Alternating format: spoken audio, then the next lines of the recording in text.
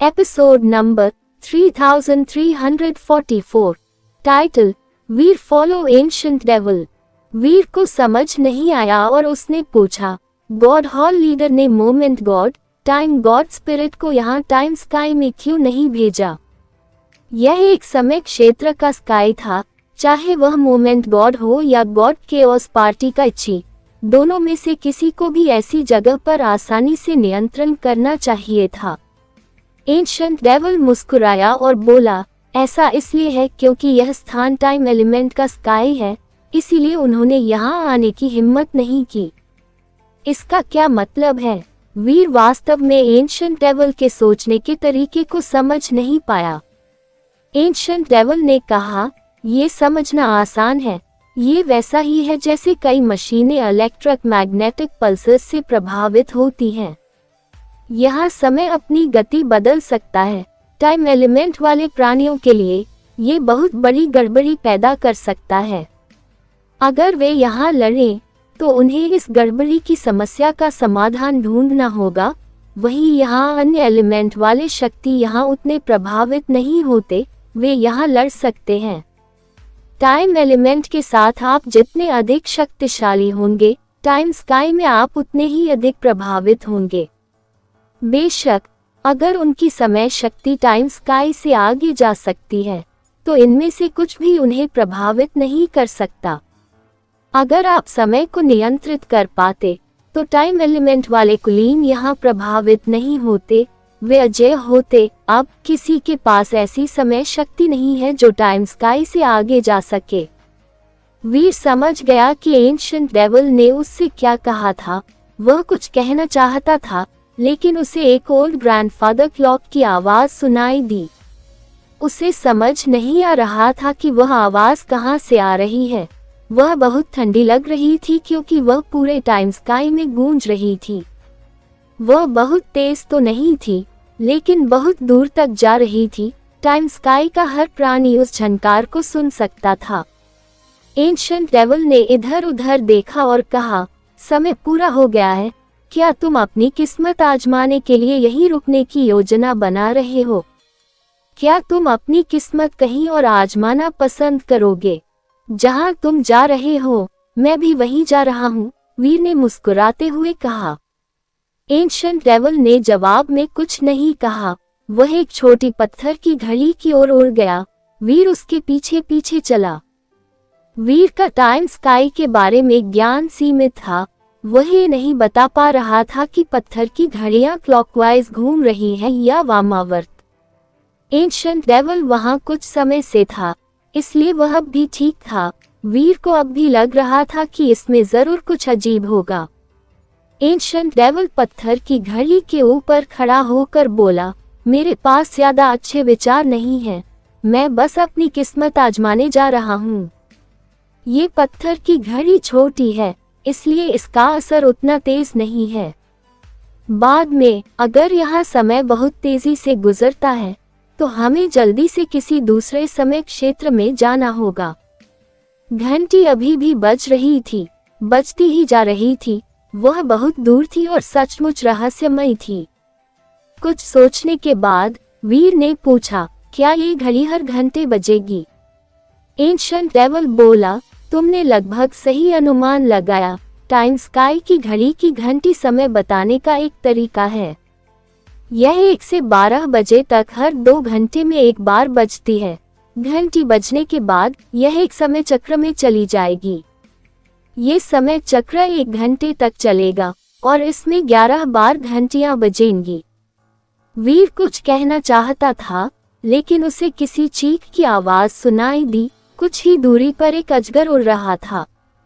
उसका सिर ड्रिल जैसा था। ऐसा लग रहा था कि वह पत्थर की घड़ी ढूंढ रहा था कि किस पत्थर पर रुकना है, लेकिन वह बिना किसी प्रतिबद्धता के चुनता ही जा रहा था। जाहिर है वह काफी हिचकिचा रहा था। वह कहीं रुका ही नहीं। हीरे जैसा विशाल अजगर अभी भी हिचकिचा रहा था। 11 घंटियां बज चुकी थी। अगले ही पल वीर ने पत्थर की घड़ी घूमते हुए देखी। पत्थर की घड़ी की सुई घूमती रही। वह तेज होती, फिर धीमी। जब धीमी होती तो हर ब्लॉक उछलती। जब तेज होती तो पंखे की तरह मानो पूरी दुनिया घूम रही हो। एंशिएंट डेविल और वीर ने नीचे रखी पत्थर की घड़ी की ओर देखा। अगर वह पत्थर की घड़ी बहुत तेज चलती तो उन्हें वहां से निकलना ही पड़ता, चाहे वह उल्टी घूमे या सीधी। बेशक जाने से पहले उन्हें समय क्षेत्र से बाहर निकलने का रास्ता ढूंढना होगा। सौभाग्य से उनके पैरों के नीचे घड़ी की गति सामान्य थी। हालांकि ये थोड़ी तेज थी, ये सामान्य घड़ी से लगभग 2 या 3 गुना तेज थी। यदि वे वहां 1 घंटे तक खड़े रहते तो अन्य लोगों के लिए इसका मतलब था कि वहां 2 या 3 घंटे तक खड़े रहना होगा। वीर को राहत महसूस हुई जब उसने एंशिएंट डेविल की तरफ देखा तो उसने पाया कि एंशिएंट डेविल भी अब थोड़ा ज्यादा शांत लग रहा था। जब वीर ने हीरे जैसे बड़े अजगर वाले ड्रैगन को देखा तो उसका चेहरा बदल गया। ड्रैगन अब उतना अच्छा नहीं लग रहा था। वह बहुत देर से जगह ढूंढ रहा था और उतरने की जगह तय नहीं कर पाया था। अब घड़ी की सुई हवाई जहाज के प्रोपेलर से भी तेज घूम रही थी। सुइयों को ठीक से देख पाना भी मुश्किल था। हीरे जैसे अजगर ने दहाड़ लगाई। वह दूसरे पत्थर की घड़ी वाले इलाके में भागने की कोशिश कर रहा था। जैसे ही उसने उड़ना शुरू किया, उसका शरीर अजीब सा लगने लगा। वह छोटा होता जा रहा था। वीर को एक डरावना दृश्य देखना पड़ा। एक विशालकाय अजगर का शरीर सिकुड़ता हुआ 300 फीट दूर उड़ गया। जो पहले एक विशाल अजगर था, वह डायनासोर के आकार का हो गया था। डायनासोर से वह हाथी के आकार का हो गया, फिर मगरमच्छ के आकार का हो गया। कुछ ही देर में वह छिपकली के आकार का हो गया। ड्रैगन पत्थर की घड़ी वाले क्षेत्र से बच नहीं पाया। वह एक क्रिस्टल जैसे अंडे में बदल गया। चूंकि उसका व्यक्तित्व जल्दबाज था, इसलिए वह तेजी से उस डरावने उल्टे समय क्षेत्र से निकलकर एक अलग समय क्षेत्र में पहुंच गया। दूसरे समय क्षेत्र में समय बहुत धीरे बीत रहा था। जीन अंडा हवा में तैर रहा था। वह एक बेदाग हीरे जैसा लग रहा था। ये सब देखकर वीर को सिहरन सी महसूस हुई। उसने एक डरावने ब्रेक वर्ल्ड बीस्ट को अंडे में बदलते देखा। ये देखना बेहद चौंकाने वाला था। हालांकि वीर के पास भी ऐसी ही शक्ति थी, लेकिन वह समय का एलिमेंट नहीं थी।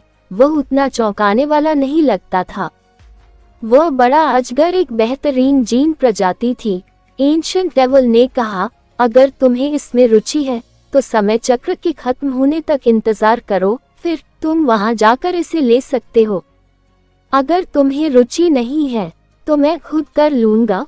वीर को इससे कोई आपत्ति नहीं हुई। वह उस तरफ चला गया। इस समय ब्रेकवर्ल्ड के जानवर अब दुर्लभ नहीं रहे। ब्रेकवर्ल्ड के किसी जानवर की दर चाहे कितनी भी ऊंची क्यों न हो, वह पूरी तरह से प्रतिभा पर निर्भर थी। दुर्लभ जीन प्रजातियों की ब्रेकवर्ल्ड दर अभी भी बहुत ऊंची थी। समय का पहिया 1 घंटे तक घूमता रहा। अगले 1 घंटे में लोग अपने काम कर पा रहे थे।